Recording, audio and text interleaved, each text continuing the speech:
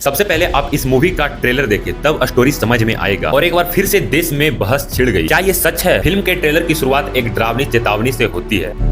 अगले 25 साल में पूरा भारत एक इस्लामिक स्टेट होगा। ये लाइन सीधी तौर पर एक रियल पुलिस इन्वेस्टिगेशन से ली गई है। कहानी वापस जाती है जुलाई 2022। बिहार पुलिस ने पटना के फुलवारी शरीफ में छापा मारा। वहाँ उन्हें पॉपुलर फ्रंट ऑफ इंडिया मतलब PFI के एक ठिकाने से 8 पन्नों का एक इंटरनल डॉक्यूमेंट मिला। इस डॉक्यूमेंट का टाइटल था India 2047 towards rule of Islam in India. Film में आप जो सुन रहे हैं वो इसी डॉक्यूमेंट का टेक्स्ट है। इस असली डॉक्यूमेंट में लिखा था कि अगर केवल 10% मुस्लिम उनके साथ आ जाएं, तो वे कायर बहुसंख्यक को घुटने टेकने पर मजबूर कर देंगे। और 2047 तक जब भारत अपनी आजादी के 100 साल मना रहा होगा, तब तक इस देश को इस्लामिक स्टेट में बदल देंगे। बम्बई हाई कोर्ट ने भी जून 2024 में एक मामले की सुनवाई करते हुए ये माना था कि आरोपी इसी विजन 2047 को लागू करने की साजिश रच रहा। तो दोस्तों, फिल्म का हिस्सा कोई इमेजिनेशन नहीं है, बल्कि एक जुडिशियल फैक्ट है। और ऐसे आतंकवादी लोगों का टारगेट है कि इस देश में आने वाला कल संविधान से नहीं सरिया से चलेगा। और ऐसा वीडियो आप लोग अपने देश के अंदर भी देखे होंगे।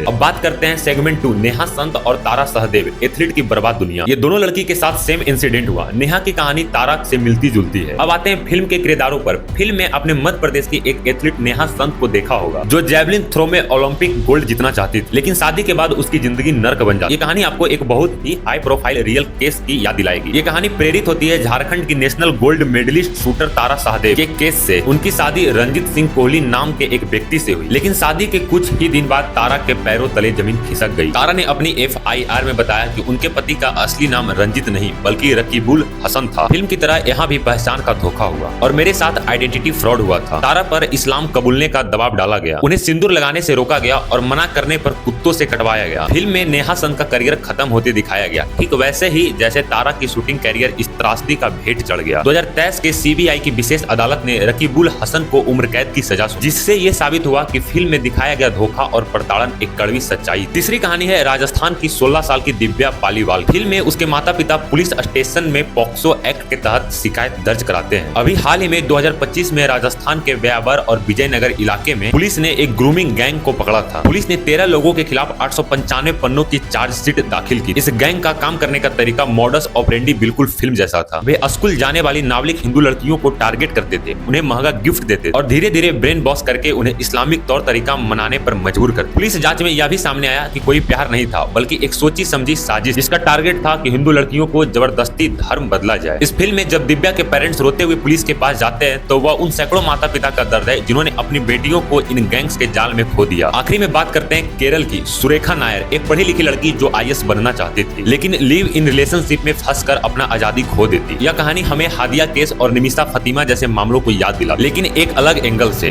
फिल्म ये दिखाती है कि कैसे मॉडर्न और लिबरल होने के आड़ में लड़कियों को उनके धर्म और परिवार से तोड़ा जाता है। फिल्म में बीफ खिलाने और जबरदस्ती करने का जो सीन्स है, वे उन पुलिस शिकायतों से मेल खाते हैं जहां पीड़िताओं ने बताया कि कैसे धर्म परिवर्तन के बाद उनकी पुरानी पहचान मिटाने के लिए मजबूर किया गया। यहाँ डर बंदूकों से नहीं बल्कि ब्रेन वॉशिंग का है। आप इस फिल्म को पसंद करें या ना करें, लेकिन जिन फाइलों और कोर्ट के फैसलों पर यह आधारित है, उन्हें झुठलाया नहीं जा सकता, उन्हें झूठा नहीं बतलाया जा सकता है। उम्मीद है कि अब आप जब ये फिल्म देखेंगे तो रील के पीछे की रियल कहानी को बेहतर समझ पाए। देश में सेकुलरिज्म के नाम पर लव जिहाद के जरिए धर्म परिवर्तन कराने का बड़े पैमानों पर साजिश रचा जा रहा है। इसके तहत भोली भाली हिंदू लड़कियों को जाल में फंसाकर धर्म परिवर्तन किया जाता है। केरला स्टोरी 2 के बाद हमको लगता है कि हमें हर 2-3 महीना के अंदर एक डॉक्यूमेंट्री वीडियो बनाना चाहिए, जो भारत देश में हर 2-3 महीना के अंदर ऐसे घटना घटता है, जिससे ये आवाज हाई कोर्ट और सुप्रीम कोर्ट तक पहुंचकर एक बड़ा फैसला लिया जाए।